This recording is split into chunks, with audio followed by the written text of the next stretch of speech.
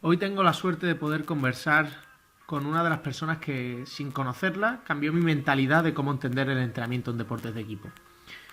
Los entrenadores, como él dice, debemos ser facilitadores del talento y estimuladores del aprendizaje.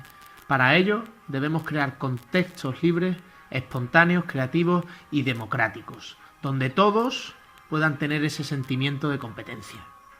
Durante una hora charlaremos sobre cómo ha evolucionado la metodología en el entrenamiento en este tipo de deportes, la influencia del contexto a la hora de plantear entrenamientos y hacia dónde se dirige el deporte, así como acercar el lenguaje académico a nuestra práctica diaria.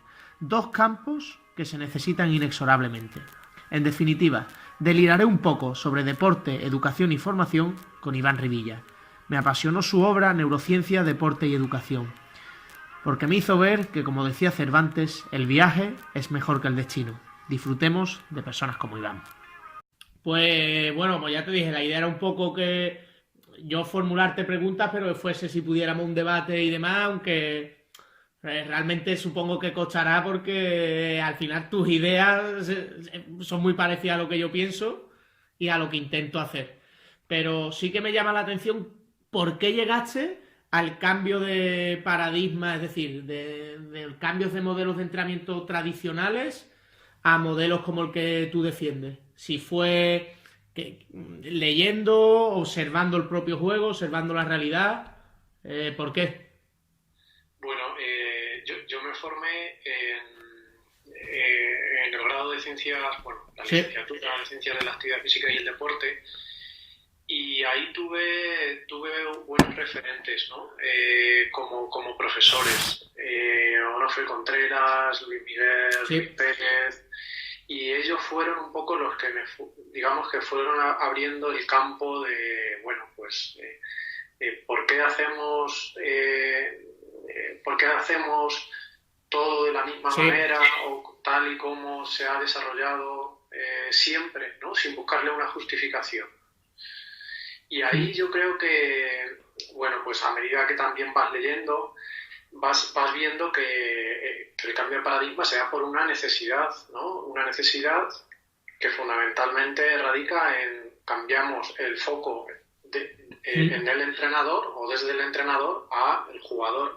Nos empezamos a interesar por cómo aprende el jugador, cómo interviene, cómo es capaz de ir adoptando nuevas conductas, nuevos procesos, ¿Y, y por ahí iría un poquito. y no crees que quizás ahora uno de los grandes problemas es que el niño al no tener calle, Ajá. sí nos vemos obligados a trasladar ese contexto tan espontáneo a la práctica? Claro, y eso es una limitación, ¿no? que tienen hoy en día,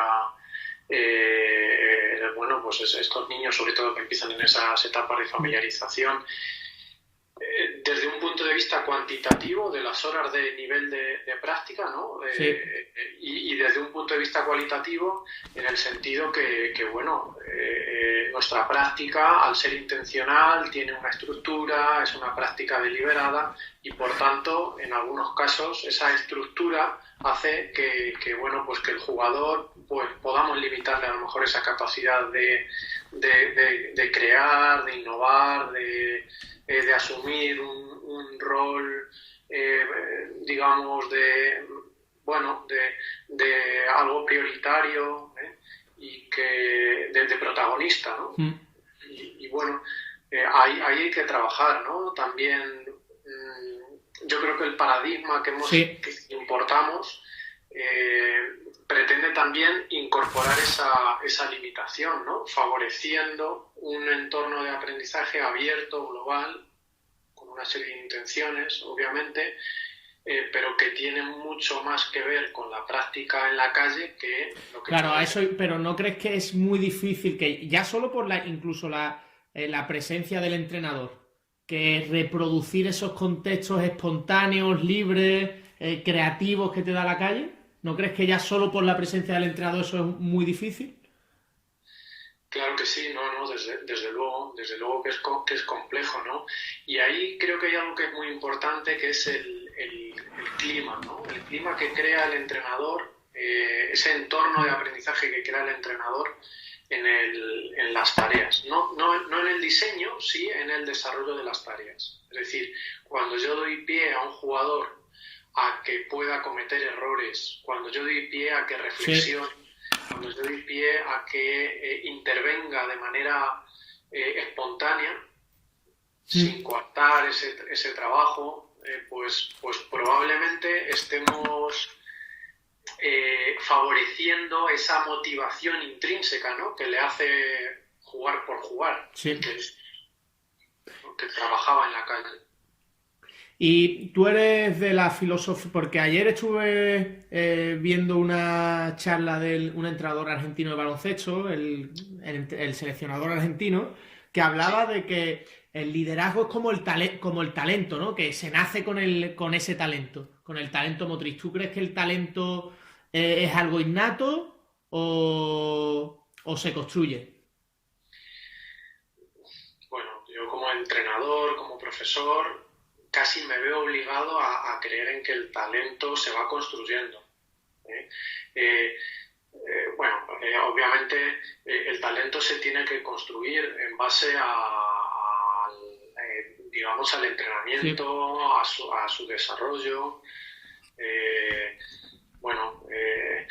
Competencias como la del liderazgo se van adquiriendo en la medida que vamos compartiendo entornos, contextos, experiencias con el resto, ¿no? Yo creo que, bueno, pues tenemos una serie de capacidades y que esas capacidades se explotan mediante nuestro entorno.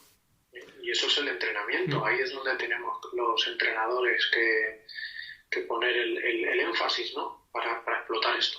Hay muchos entrenadores que quizás están en otra vertiente del entrenamiento, mucho más compartimentada, sin una visión global, que muchas veces a aquellos que proceden de la universidad les achacan un lenguaje muy académico, con escasa transferencia al día a día. ¿Qué propondrías tú para que no se facilitase ese trasvase de conocimiento de la universidad al día a día?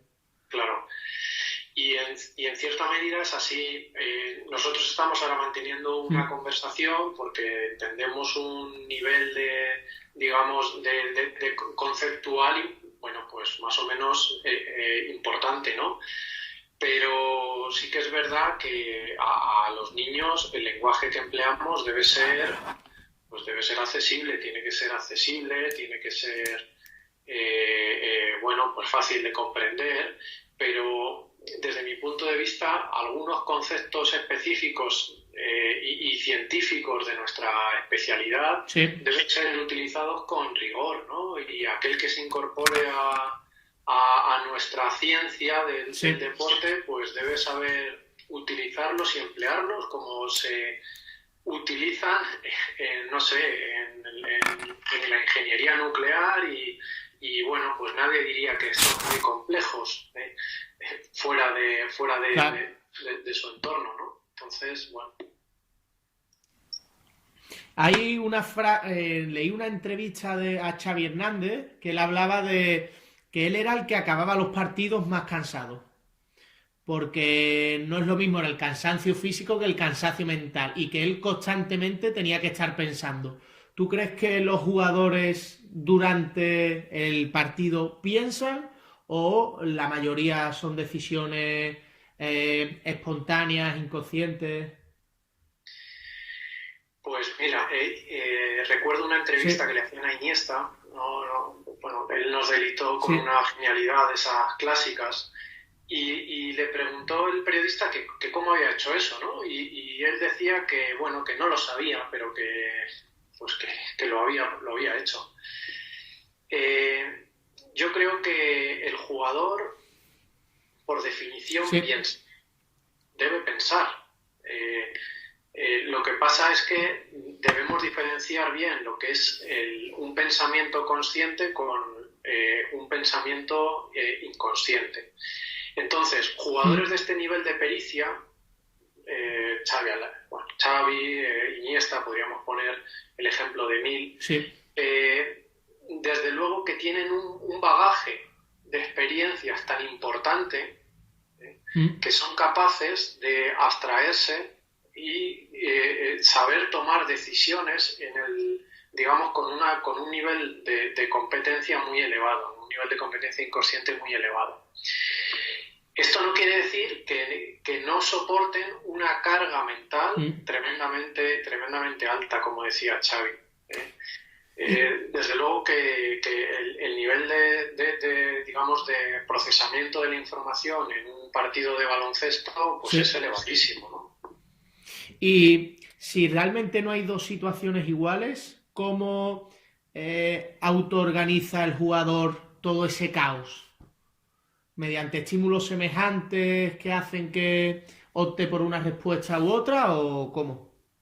Claro, utilizando las explicaciones de los sistemas complejos que utilizan habitualmente los referentes, ¿no?, en Barcelona, a este concepto lo denominan como atractores, ¿no?, que son aquellos estímulos lo suficientemente significativos como para recrearte una situación que ya has vivido y que te permite actuar en ese momento actual, que obviamente no es una situación idéntica, pero sí que esos atractores, esos estímulos significativos del contexto, del entorno, el rival está colocado de esta manera, mi compañero sé que va a cortar, ponle otros ejemplos, son capaces de estimularnos y de hacer que ese pensamiento se convierta en inconsciente, ¿no? Sí. Ese jugador con alto nivel de pericia ya no está pensando en esas, digamos, competencias técnicas de cómo bota, cómo maneja el balón, cómo está perfilado el oponente, sino que está pensando en situaciones que para alguien de un nivel de pericia bajo no sería capaz de dar, ¿no? Es decir, está pensando en el más allá, en la jugada siguiente. En uno de tus cursos hablabas de incompetencia inconsciente, incompetencia consciente, establecías el proceso de adquisición motriz con diferentes pautas o diferentes estadios.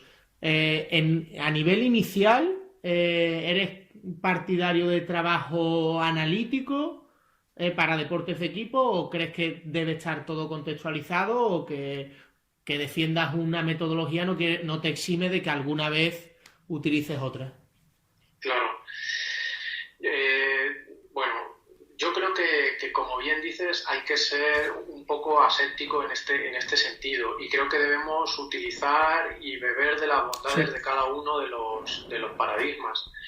Pero yo me preguntaría, ¿por qué viene este niño con 6 años a jugar a baloncesto a mi escuela? Viene a jugar a baloncesto. No viene a dar pases contra una pared, no viene a saltar vallas, no viene a esquivar conos, viene a jugar a baloncesto y sobre todo, por definición el baloncesto, pues es un deporte con unas características perceptivo-decisionales importantes y como tal, si queremos que progresivamente vayan adquiriendo un mejor nivel de competencia, pues hay que entrenar baloncesto. Hablaba en una charla que dio David Cárdenas, que para mí, y sobre todo él que ha escrito mucho en baloncesto siguiendo una metodología muy parecida, un referente en el entrenamiento de baloncesto, Moncho Monsalve, le decía que sí, que está muy bien lo que él proponía, pero que, por ejemplo, en Serbia, siguiendo un método totalmente contrario, con una práctica mucho más compartimentada, analítica, luego al juego real de 5x5, es decir, que se separaban mucho las diferentes dimensiones, pues al final eran campeones del mundo, se sacaban muchísimos más jugadores que los que sacábamos en proporción en España. ¿Crees que el contexto influye mucho en el desarrollo del jugador? Porque al final, en Serbia, en países de esa zona, el deporte es una vía para salir de la pobreza. ¿Crees que influye tanto y por eso ese éxito? Claro. Yo pienso que sí, pienso un poquito lo que estás argumentando, ¿no? A mí esto me suena, llevándomelo al Sí, terreno educativo, a esos símiles que constantemente en los medios de comunicación nos hablan de las bondades del modelo finlandés, del modelo educativo finlandés, ¿no? sí, Pues obviamente por el contexto, por las características, digamos, sociales, sí. culturales digamos, de ese entorno, pues sería muy complicado poder exportarlo tal cual queremos. Pues lo mismo sucede con el modelo serbio, ¿no? En el que fundamentalmente la repetición, el aprendizaje técnico, la automatización de conceptos, de movimientos, supone la base. Bueno, yo desde luego intento siempre, no sé, y a lo mejor no de forma adecuada, que conservar al mayor número de practicantes posibles de Sí. cara a un futuro, digamos, practicante de ejercicio o practicante, en este caso, de baloncesto, ¿no? No sé hasta qué punto emplear estos métodos con niños que se están iniciando pues es lo más adecuado desde un punto de vista de pues una formación deportiva integral. A partir de ahí, como plan digamos, de alto rendimiento, de mejora intensiva, pues bueno, pues obviamente que para anotar de tres, pues hay que tirar muchas veces, ¿no? Y para anotar un tiro libre, pues hay que lanzarlo muchas veces. Y la repetición es básica, claro. Hay muchos entrenadores que hablan de, tenemos que automatizar tal movimiento, vamos a hacerlo en situaciones de 5-0 para automatizar que el jugador vaya aquí. ¿Crees que eso es un proceso de automatización idóneo o no? Porque al final, si tú automatizas algo, quizás la atención disminuye y claro, en baloncesto tú tienes que percibir un contexto que es continuamente cambiante por las interacciones que se producen. ¿Crees que realmente existe ese proceso de automatización o no? Bueno, desde mi opinión y diría desde mi modesta opinión, sobre todo en el ámbito de este deporte, ¿no? Que es el tuyo, el Sí, baloncesto, creo que ese tipo de situaciones pues, pueden ser útiles, pueden ser válidas en momentos determinados, por ejemplo, como parte, digamos, complementaria a un calentamiento, ¿no? En el que, bueno, de una manera o de otra vamos a trabajar en esta sesión una serie de movimientos, una serie de sí. sistemas y en el calentamiento, ¿por qué no? Pues bueno, como una forma inicial de trabajo, desarrollar esos conceptos. A partir de ahí, pues todo lo que no sea la realidad del baloncesto, pues esa descontextualización de la que estamos hablando, pues bueno, pues será como montar una silla con tres patas, ¿no? Que Mm, bueno, es una silla, pero si me siento me caigo, ¿no? Es decir, sí. bueno, pues no sé qué utilidad vamos a poder darla en la realidad, que es lo que nos interesa.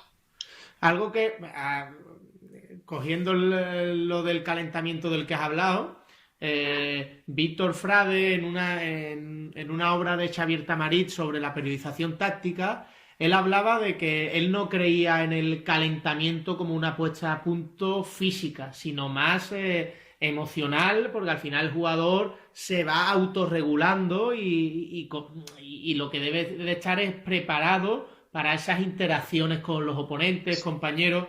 Eh, ¿Ha cambiado algo la estructura de una sesión o no?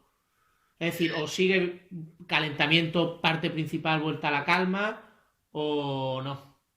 Claro que ha cambiado y desde los modelos pedagógicos Sí, alternativos, pues ese modelo estructural y fragmentado de calentamiento, parte principal, vuelta a la calma, pues hay un cambio de paradigma y como bien dices, se trata de utilizar esos momentos previos pues como una actividad o como una activación emocional, mental, que va a hacer que aquellos contenidos importantes se puedan trabajar a medida a lo largo de la sesión. O sea que también ahí en ese sentido hay un cambio, ¿no? de concepción. ¿Y cómo puedes hacer cambiar la mentalidad a un jugador ya en categoría senior, acostumbrado con unos hábitos muy diferentes a los que propones? ¿Cómo podrías hacerle cambiar de opinión o deberías seleccionar muy bien en qué batallas desgastarte? Claro, pues yo pienso que esto al final es una cuestión de convencimiento a través de la propia realidad, ¿no? Y los modelos pedagógicos en niños, pues digamos que el aprendizaje no es visible en los primeros momentos, ¿no? Se necesita de un proceso, se necesita de un... ¿eh? En el alto rendimiento, nos debe suceder lo mismo. Obviamente aquí los periodos pues están más limitados por el tiempo, es decir, si el próximo partido no rindo, si la próxima semana, pero yo creo que es una cuestión de convencimiento y de hacer ver al jugador cómo de esa manera va a mejorar una serie de capacidades que, bueno, pues que están ahí, que están latentes, pero que no se han explotado al 100%. Hablabas de que al final el proceso de formación es eso, un proceso, pero claro, muchas veces los entrenadores en formación tenemos, por así decirlo, muy poca altura de miras o muy poca visión a largo plazo y queremos acortar ese camino. ¿Tú cuál crees que son los mayores déficits de los entrenadores en estas categorías, en categorías de formación? Bueno, es difícil decirlo, ¿no? O generalizarlo. Pero sí que es verdad que, bueno, la experiencia nos dice que intentamos saciar nuestro ego como entrenadores, ¿no? Y eso significa que buscamos resultados inmediatos. Nos dan un equipo, a las 2 semanas, si no ganamos, pues estamos molestos, parece que a nivel social se nos va a juzgar por ese resultado. Y estamos un poco acostumbrados, yo creo, a evaluar más los procesos, a realmente centrarnos en el aprendizaje y ver que un determinado resultado pues no es la fuente digamos, de evaluación de ese proceso, ¿no? Se han dado muchos casos en los que grandes equipos en formación no han sido capaces de exportar jugadores, ¿no? Que es lo que queremos en la formación. Al final no se trata de que el juvenil de tal equipo sea campeón sino que esos 2 o 3 jugadores importantes de ese equipo lleguen al equipo de alto nivel, ¿no? Al equipo de la primera plantilla. Y eso no se puede evaluar mediante el resultado de un partido, de una competición, porque no se evalúa de forma individual en deportes como los que estamos hablando. Y uno de los principios de los que siempre hablamos en el entrenamiento es el principio de individualización. ¿Cómo podemos llevar a cabo esa individualización en nuestro día a día como entrenadores en deportes de equipo? Pues es muy complicado, ¿no? Sobre todo ahí la labor del técnico tiene que centrarse en saber qué es lo que necesita cada jugador, ¿no? Y saber que a uno hace falta reprimirle una acción en público, pero a otro todo lo contrario. Esto hay que hacerlo en privado. Entonces, se trata sobre todo de conocer al grupo, de establecer un vínculo emocional con ellos y a partir de ahí pues intentar desarrollar ese principio que sabemos todos que es muy complicado, ¿no? Para ti la motivación, Juan Marillo, entrenador de fútbol, siempre hablaba de cuando se le preguntaba por motivación que él no creía que él debía ser un motivador, sino que la motivación era algo intrínseco de cada uno. ¿Tú casas con esa reflexión o no? Bueno, pues no sé, desde luego que la motivación es el motor que nos hace aprender. Entonces, para favorecer que ese motor funcione, esa motivación intrínseca, el entrenador es un elemento principal, ¿no? Yo creo que el entrenador, pues bueno, sí que es verdad que no tiene que ser un animador, no tiene que ser un animador del público, ¿no? pero sí que en cierta medida, lo que te comentaba antes, ¿no? Sí. Necesitamos saber cuáles son las necesidades de cada uno de nuestros jugadores. Y a partir de ahí, pues habrá jugadores que necesiten ser estimulados, animados, y a otros todo lo contrario, que será preciso mantener un nivel de exigencia muy elevado, que necesitan que constantemente le estemos dando una retroalimentación, aunque no sea positiva, porque si no, pues se acomodan, ¿no? Se estancan. Hace poco la NBA sacaba un artículo donde relacionaba las lesiones con la especialización temprana de los jugadores y se veía una relación que aquellos jugadores que practicaban multideporte a edades tempranas tenían menos riesgo de lesión. ¿Tú eres defensor de esas prácticas más genéricas en edades tempranas o crees que el entrenamiento en fútbol también puede darte ese bagaje amplio? Bueno, aquí la ciencia habla, ¿no? Y son muchas las investigaciones. Esta que comentas de la NBA no la conozco, pero conozco otras tantas, ¿no? Y, por ejemplo, hace poco, a través de Twitter, también un compañero de la universidad, Jorge García, Sí. que es preparador físico en la selección de hockey, e indicaba también en esa línea, ¿no? En la importancia que tiene el carácter multilateral de la tarea. No solo para evitar lesiones, sino que también para desarrollar algunas conductas motrices que posiblemente no se trabajan en un deporte en concreto. Entonces yo creo que esto surge de la combinación. Obviamente que la mejora en un deporte en concreto tiene que fomentar o tiene que cimentarse en el entrenamiento de esa práctica concreta, pero que, bueno, pues en muchos casos no está de más también fomentar o favorecer ese trabajo multilateral, ¿no? Y multideportivo. Si tuvieras que definir qué son los escenarios de aprendizaje, ¿cuáles serían para ti escenarios de aprendizaje? Pues fundamentalmente la especificidad, ¿no? Sería el escenario principal. Si yo tuviese que partir de digamos, de un contexto, a la hora de entrenar, hablaría del trabajo específico.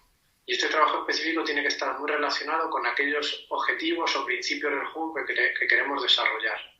Y a su vez esos principios estarán desarrollados con el propio modelo de juego que queremos implementar. Esto no quiere decir que ese carácter específico es que especialicemos de forma temprana al jugador, sino que le estemos entrenando para aquellos contextos específicos que va a tener en la competición. Sí. Al final es de lo que se trata, de entrenar, ¿no? de utilizar el espacio de entrenamiento para preparar hacia la competición. Y eso es básico. ¿Y qué te parece los conceptos de práctica imaginada, por ejemplo, de práctica imaginada? ¿Crees que verdaderamente mejoran al deportista o no? Pues no sabría decirte, ¿no? Sé que en algunos deportes de carácter más cerrado, deportes individuales, pues es una tarea, un recurso metodológico que se suele emplear. En el caso de deportes tan abiertos, sí, pues es complicado, pero hay situaciones en las que esta práctica imaginada puede dar pie, ¿no? Un lanzamiento de tiro libre, el inicio de un determinado sistema, la salida de una determinada presión, nos puede servir, ¿no? como un ejemplo. Yo desde luego que sí que categorizaría digamos, el nivel de especificidad en cuanto al entrenamiento. Y en ese caso, una práctica imaginada la pondría en un nivel base, ¿no? En cuanto a ese carácter específico. ¿Y el uso del vídeo en el entrenamiento? Pues igual, ¿no? Pues es un trabajo complementario. a la realidad. Nosotros podemos tener muchos datos, podemos manejar mucha información, como hoy en día sucede. Se incorpora cada vez en edades más tempranas. Es una forma ágil, muy bueno, visible, obviamente, de qué estamos haciendo bien, qué estamos haciendo mal, cómo ataca el contrario, cómo defiende el contrario, pero son actividades complementarias que yo creo que en ningún caso deberían sustituir a la práctica real, ¿no? ¿Eso no las considerarías experiencias motrices? Bueno, pues es difícil, ¿no? Responder a eso. Es difícil, no sé. Desde luego que una experiencia motriz como tal no son, ¿no? Sí que nos pueden servir como un complemento al aprendizaje, pero ya digo, yo las entendería ambas como prácticas inespecíficas. Sí.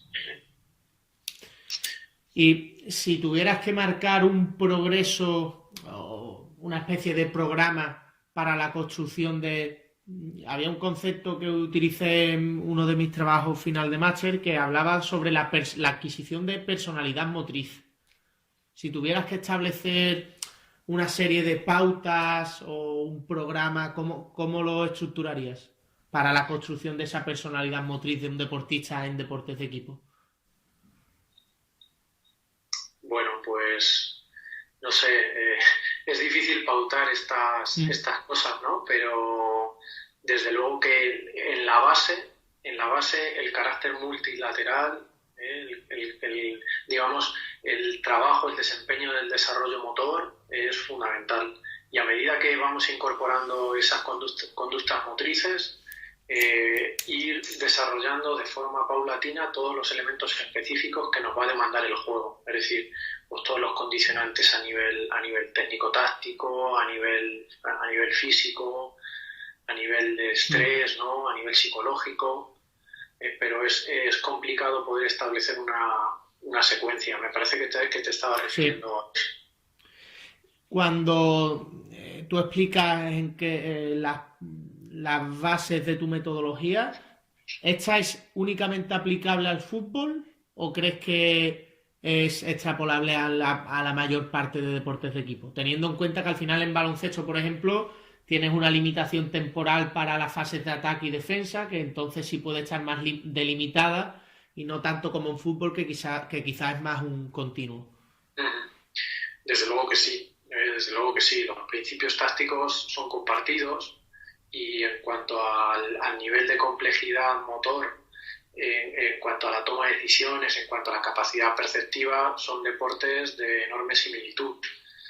Es más, en clases de educación física, el modelo pedagógico se basa fundamentalmente en esa transferencia interdeportiva, ¿no? Que es capaz de optimizar un tiempo de trabajo y a la vez exportar y transferir un conocimiento de unas modalidades a otras. Por tanto, lo que pasa con el fútbol es que pues vivimos hoy en día en este boom, en el que tanto los medios de comunicación como hay un incremento exponencial del interés, y todo lo que lleva asociado ese matiz de fútbol, pues bueno, pues hay mucho escrito, mucha bibliografía, pero que desde mi punto de vista, deportes como el baloncesto, como el balonmano, ¿no? En el que hay pioneros, en el caso del balonmano, que han desarrollado este modelo pedagógico incluso antes que en el fútbol, por tanto totalmente extrapolable. Y bueno, has hablado de pedagogía en educación física. ¿Tú cuál crees, aparte de obviamente la limitación temporal que hay, cuáles son los principales problemas que hay en educación física, en institutos, en escuelas, en ese área?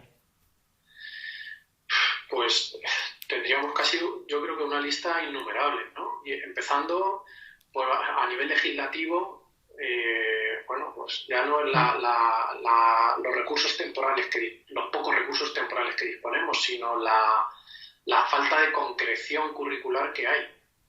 Sí. Es decir, bueno, no quiero entrar tampoco en demasiados detalles, pero ya en el propio Real Decreto de Mínimos que regula la LOMCE, ¿no? En educación primaria, por ejemplo, no se establecen cuáles son los bloques de contenidos que hay que desarrollar, ¿no? Sino que dejan a cada comunidad autónoma que desarrolle unos bloques establecidos. Es decir, hay una falta de interés, hay una falta de entender la educación física como lo que en realidad es, como un instrumento educativo, como un instrumento de la formación integral, ¿eh? Bueno, pues que hace que redunde en el resto de elementos de la sociedad, ¿no? Familias, el propio alumno, el resto de profesorado. Ahí, bueno, pues necesitamos seguir remando contracorriente, ¿no? En este sentido.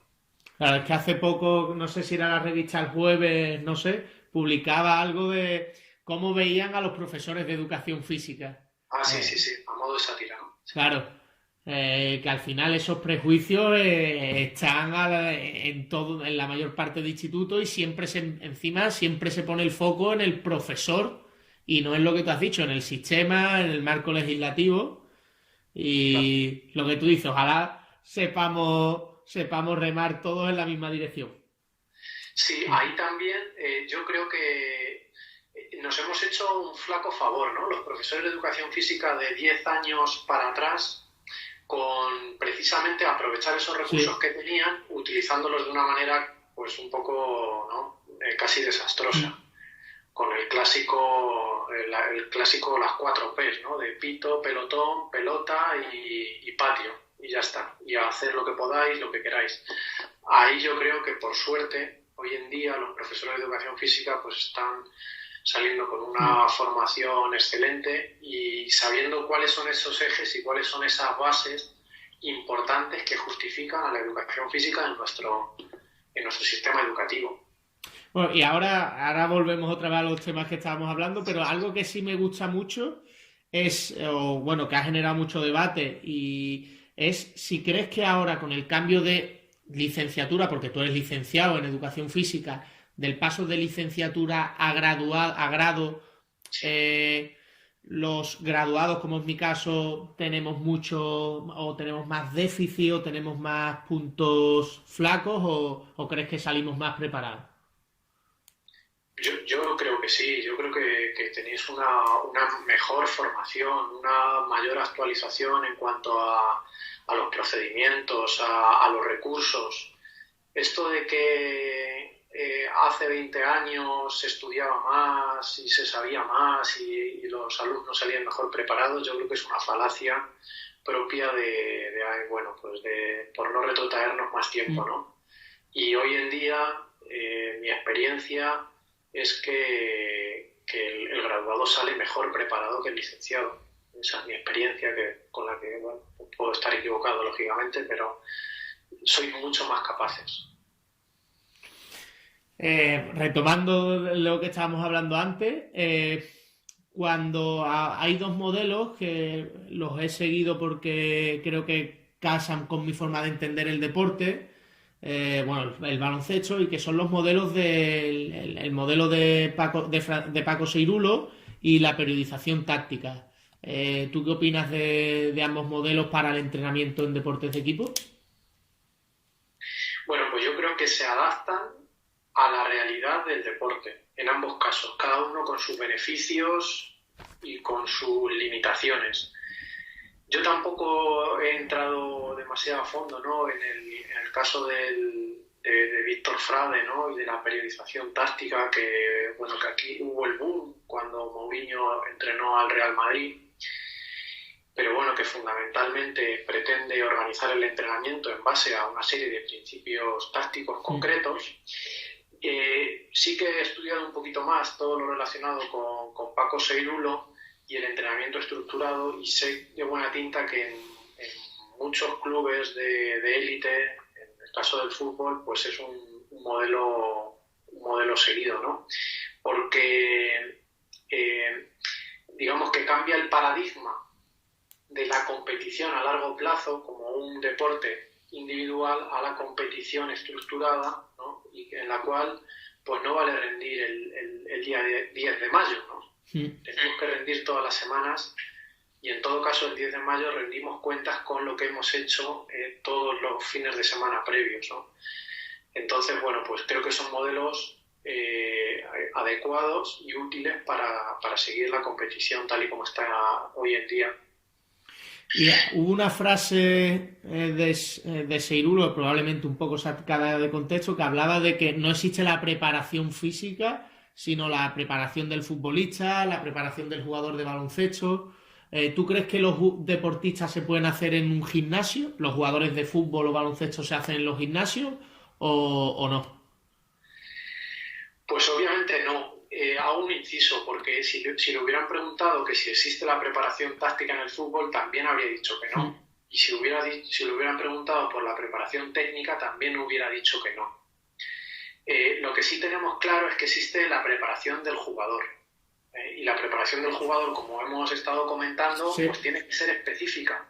De manera que en un gimnasio vamos a poder utilizar un entrenamiento o una preparación complementaria, adicional a pues unas cargas de trabajo que tienen que seguirse en el entorno que sea. Pero estaríamos en las mismas si hablásemos de la preparación de la técnica. Tampoco nos encontramos con esa situación analítica de dar golpeos, como el principio básico de aprendizaje. Algo que me llama mucho la atención, porque siempre a mí todo el tema de intentar meter la toma de decisiones en el entrenamiento, etcétera, me parece básico. Leí, no sé si era Francisco Alarcón o no sé a quién, que hablaba de que, claro, nosotros ponemos estímulos para que tomen decisiones, pero muchas veces esos estímulos son conos y que al final no reproducen ningún estímulo de la realidad. ¿Tú crees que para que el trabajo de toma de decisiones sea relevante y significativo deben utilizarse estímulos reales? ¿O si elijo este cono tienes que atacar por el lado contrario? Claro, aquí también pues hay que hacer un trabajo y un desarrollo en progresión, ¿no? Y probablemente en unos primeros estadios en los que el jugador sea inexperto, pues podamos utilizar unos estímulos más inespecíficos que puedan aproximar de una manera al contexto al jugador.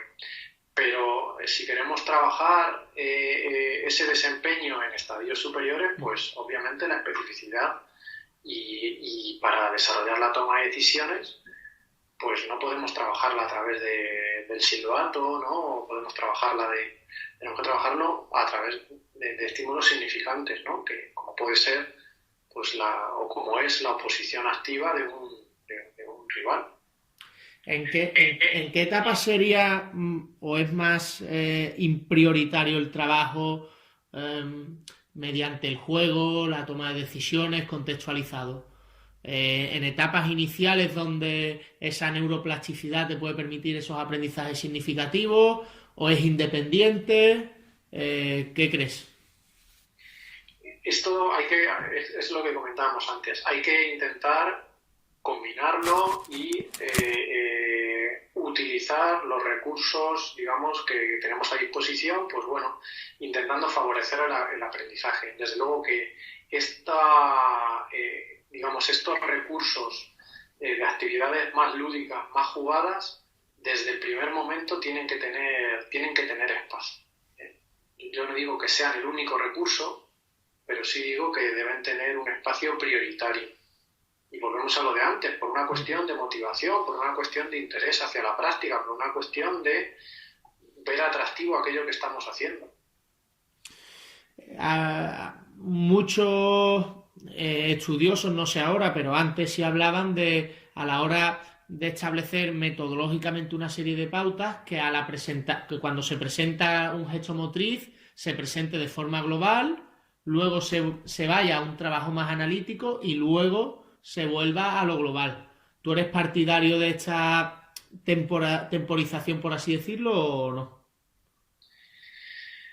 Pues va a depender de cómo esté planteada. Desde luego que el modelo comprensivo de la enseñanza deportiva utiliza una situación global, como has comentado. A partir de ahí se genera una reflexión, un análisis de la situación, preguntas abiertas, ¿por qué ha pasado esto? ¿Cuál es la limitación que te has encontrado? Y lo que se hace no es trabajarlo de forma analítica, sino que lo que se hace es, a través del juego modificado, simplificar la situación. En esa simplificación de la situación, lo que hacemos es que esas conductas que antes eran complejas o que podían resultar complejas, pues en ese 5x5 no hay continuidad, no hay una ocupación o no hay una creación de espacios.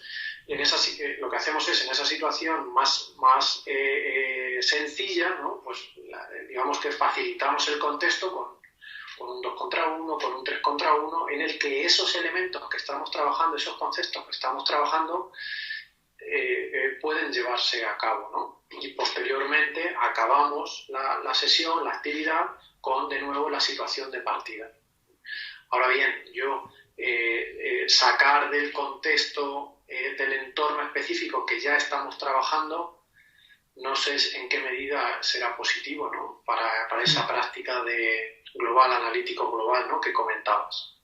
Hubo un entrenador que puso, Diego Campo, de baloncesto, que puso un ejemplo que me parecía brillante, que él hablaba de cuando él se va a un país, a otro país con otro idioma, pues al final tú llegas allí y tú no puedes ir con el librito, sino que de forma global te vas relacionando, mediante esa resolución de problemas vas mejorando, etcétera, etcétera, y no a partir del libro de texto, utilizando el símil de que el libro de texto es el trabajo descontextualizado.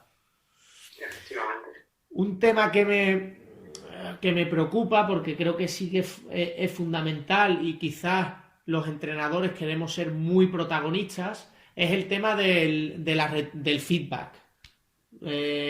¿Cómo crees que es más significativo? ¿Cuándo? ¿Y por qué? Porque muchas veces los entrenadores en ese feedback queremos autodemostrarnos o demostrar a los jugadores que sabemos mucho. Efectivamente. Y le frenamos demasiado. Claro. Bueno, tú bien sabes que si traducimos feedback al anglosajón, del anglosajón al castellano, hablamos de conocimiento de resultados. Sí. Y si hablamos de conocimiento de resultados, para conocer un resultado previamente ha tenido que haber una práctica. Digo esto porque como muy bien comentabas, en muchos casos procuramos los entrenadores anticiparnos a los errores, intentando mostrar al jugador cómo hay que o qué conducta tomar en cada uno de casos específicos. Entonces, el feedback, desde luego, es algo que tenemos que intentar que paulatinamente el jugador vaya tomando desde ese feedback externo que nosotros vamos proporcionando a un feedback interno que el jugador es capaz de gestionarse por sí mismo. Obviamente, la figura del entrenador siempre está como acompañante, ¿no? Pero es importante que no solo demos esa información al jugador, sino que hagamos partícipe al jugador de por qué está realizando algo mal, algo de forma errónea, ¿no? Y aquí creo que es importante ser pacientes, ¿no? Y lo he comentado en otras charlas, que surge la idea, ¿no?, del error recurrente.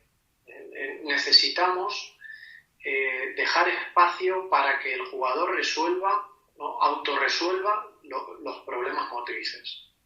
A partir de ahí, y en la medida que veamos que un jugador comete varios errores en la misma dirección, pues lógicamente ahí tiene que aparecer el entrenador para intentar subsanar ese error.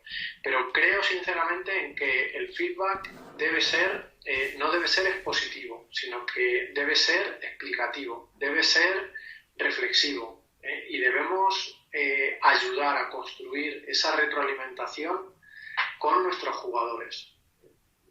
De poco vale que el feedback sea unidireccional y expliquemos, tienes que perfilarte así, tienes que hacerlo asá, tienes que... Y antes hablábamos del uso del vídeo. ¿Crees que para el feedback sí podría ser útil o bastante útil la utilización del vídeo, o no. Claro, es un recurso. Lo que pasa es que ahí debemos diferenciar muy bien entre lo que se denomina como el conocimiento declarativo y el conocimiento procedimental. Y se ha demostrado que no hay una transferencia directa entre uno y otro. El conocimiento declarativo es aquel que me permite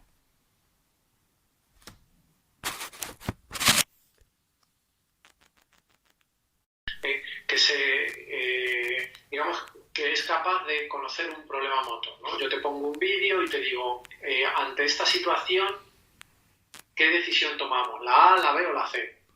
El conocer esa decisión significa dominar un conocimiento que es conceptual, que es declarativo.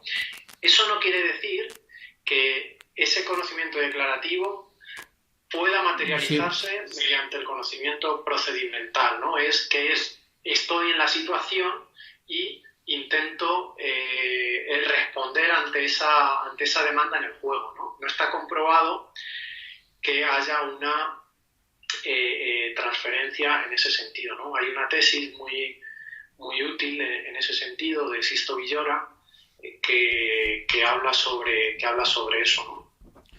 Y hay en baloncesto es muy habitual que haya campus de verano, campus de Navidad, donde se trabaja esos recursos técnicos y demás. Y utilizan mucho el fenómeno de la mentorización, utilizando una especie de jugadores espejo, de los cuales, mediante la utilización de vídeo y demás, tratan de hacer que el jugador reproduzca esos gestos. Los gestos que hace el jugador. ¿Tú crees que eso es útil o va un poco en relación a lo que hablabas antes de que no deja de ser un conocimiento declarativo, que yo sé lo que está haciendo, pero yo no puedo llevarlo a la práctica? Claro, porque el recurso que le servía a Juan Carlos Navarro para sacarse un tiro de tres no es el mismo recurso que le sirve a Sergio Llull para sacar ese tiro de tres. Muy el reproducir ese tipo de conductas técnicas, sobre todo con carácter aislado, pues es muy complejo desde mi punto de vista, ¿no?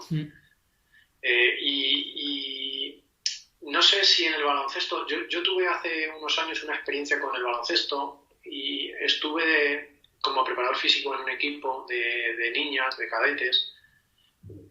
Guardo muy buena experiencia. Era un equipo que competía a un buen nivel, a un nivel campeonato de España y demás. Y el entrenador tendía siempre a segmentar el conocimiento. La parte de preparación física, media hora antes del entrenamiento, la parte de... Y entonces yo creo que con todas estas barreras necesitamos romper.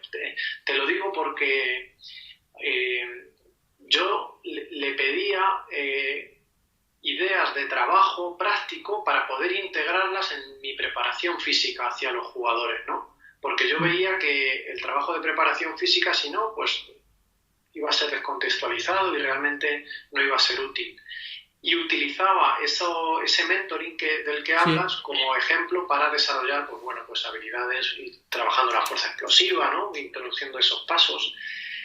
Y bueno, pues efectivamente en muchos casos veía que eran recursos que una chica que medía 1,60 y que jugaba de base iba a poder utilizar, pero otra chica que medía 1,80 y jugaba de espaldas al aro, pues difícilmente iba a poder emplear en su realidad, ¿no?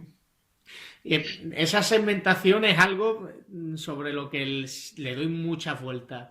Y este año que estoy como entrenador ayudante aquí en Suecia, muchas veces el primer entrenador peca un poco de esa segmentación porque él se siente cómodo en ella y discutimos. Y él me dice, vale, está muy bien que tú quieras globalizarlo todo y demás, pero ¿cómo controlarías entonces esto? ¿Cómo controlarías el trabajo de técnica individual? ¿Cómo controlarías el trabajo de táctica individual? ¿Cómo organizas el entrenamiento a partir de la idea que tú propones? Claro, porque precisamente yo creo que el trabajo de uno debe revertir en el trabajo de los demás, ¿no? Es decir, si se crea digamos un cuerpo técnico multidimensional, ¿no? Con diferentes perspectivas, diferentes especialistas, lo que hay que intentar es, en lugar de segmentar y que cada uno haga su aportación de forma individual al grupo, sino lo que tenemos que intentar es justo lo opuesto. Cómo el grupo puede beber de las diferentes aportaciones, ¿no? de esos entrenadores. Entonces, debemos marcar cuáles son nuestras prioridades como equipo. Necesitamos trabajar esto y esto. Y a partir de ahí, ¿cómo podemos contextualizarlo a aquellos componentes o aquellas condiciones que queremos desarrollar? Por ejemplo, a nivel físico, pues queremos trabajar este sistema, estamos trabajando en esta parte, pues no sé, ese trabajo de fuerza explosiva o velocidad gestual, lo que sea. Bueno, pues ¿cómo podemos casar esos contenidos? Y a partir de ahí integrarlos. Obviamente que habrá contenidos complementarios que, pues bueno, pues tengas que ir al gimnasio, habrá contenidos complementarios que tengas que ponerte a tirar después del entrenamiento durante 1 hora, pero hay contenidos, hay trabajo que debemos favorecer su integración, porque estamos hablando de esa especificidad todo el rato. Pero es necesario una gran convicción para que esos equipos multidisciplinares o interdisciplinares trabajen como tal, como uno. Porque, como tú dices, hay que derribar muchas barreras y cuando tú rompes con lo preestablecido debes tener unas convicciones grandes en eso que estás haciendo. Porque el jugador muchas veces no confía en eso, el otro entrenador quizás tampoco, y al final se hace complicado por eso, en muchas ocasiones. Claro, pero como todo cambio, pues empieza dando un paso, ¿no? Y bueno, pues puedes empezar integrando pequeñas actividades, pequeñas tareas, ¿no? Bueno, pues el equipo se junta a ver cómo puede integrar algún contenido, aunque sea secundario, y de esa manera y de forma progresiva también puedes ir convenciendo al propio jugador, ¿no? Claro, ahí no sé si se lo leí en algún libro de periodización táctica que hablaba de la estrategia del café con leche, que era darle lo que yo quiero que él tenga y aparte o complementariamente un poco de leche, darle esa estrategia de café con leche. Sí. Y mira, en el libro creo recordar que era de Herpet, el de Martín Perarnau, hablaba en un pasaje precisamente de ese entrenamiento, ¿no? Y cómo Guardiola se los llevaba al bosque a hacer series de 1000 metros para que ellos se autoconvencieran de que estaban bien físicamente. Y él se comentaba con el resto del cuerpo técnico y decía, bueno, mira, ahora se sienten cómodos, ahora se sienten que están bien físicamente, cuando realmente lo significativo había sido el resto de cuestiones que habían trabajado, ¿no? Era una especie de placebo para decir, bueno, qué bien estoy y cuánto bien me hace esto. Y para acabar, Iván, ¿qué crees que aporta la neurociencia al entrenamiento en deportes de equipo? ¿Y cómo podrías utilizar un lenguaje que fuese menos académico para convencer al entrenador que no ha ido a universidad o que está más familiarizado con otro vocabulario? Mira, la neurociencia lo que estudia es el funcionamiento de nuestro cerebro. El funcionamiento de nuestro cerebro es vital para saber cómo aprende el jugador. Como desde la neurociencia todavía estamos en terrenos, digamos que inexplorados, pues necesitamos conocer, necesitamos seguir contribuyendo a saber cómo se dan esos procesos de adquisición de conocimientos, de procedimientos, para que el jugador continúe evolucionando. Yo creo que el próximo componente de un staff técnico a 5 o 10 años vista será un especialista en neurociencia o en funcionamiento cerebral, porque en base a eso vamos a poder diseñar mejor las tareas, vamos a conocer mejor cuáles son los elementos perceptivos que realmente son significativos, incluirlos en el entrenamiento y de cuáles podemos pues pasar. Entonces yo creo que es un papel esencial, y aprovecho un poco para hacer publicidad porque para marzo, abril del año que viene, del 2020, estoy colaborando en la realización del primer máster, del primer congreso, Neurociencia y Fútbol, en el que, bueno, pues se trabajará, igual que hicimos en el libro de Neurociencia, Educación y Deporte, sí, este tema aplicado al mundo del fútbol. Hay muchos que piensan que la auténtica revolución del deporte va a venir ligada por el Big Data. ¿Tú crees que la auténtica revolución va ligada por esos datos o por la neurociencia? Yo quiero ser más humanista, ¿no? Claro, eso te iba a decir. Yo me considero humanista, y que las relaciones humanas te dan esa imprevisibilidad muchas veces que es la riqueza de todo. Claro, hay que aprovechar, ¿no? El Big Data, el análisis de datos, el análisis de información, todo eso está muy bien, pero no podemos confiar todo a eso. No podemos confiar todo a lo que ya ha pasado, y más en entornos tan impredecibles como son nuestros deportes. Esa información, ya digo, nos tiene que servir como complemento. Nos tiene, ¿no? El scouting, bueno, pues todo eso nos tiene que servir como un complemento al entrenamiento, pero nunca creo que debe ser un sustituto. Pues ojalá humanicemos más los procesos de entrenamiento. Claro. Pues Iván, muchísimas gracias por tu tiempo, Un placer y encantado, y aquí estoy para lo que necesitéis y para para conversar un ratito tan agradable, así que gracias a ti. Lo mismo digo, para lo que necesites, Iván. Un fuerte abrazo. Hasta luego. Hasta luego.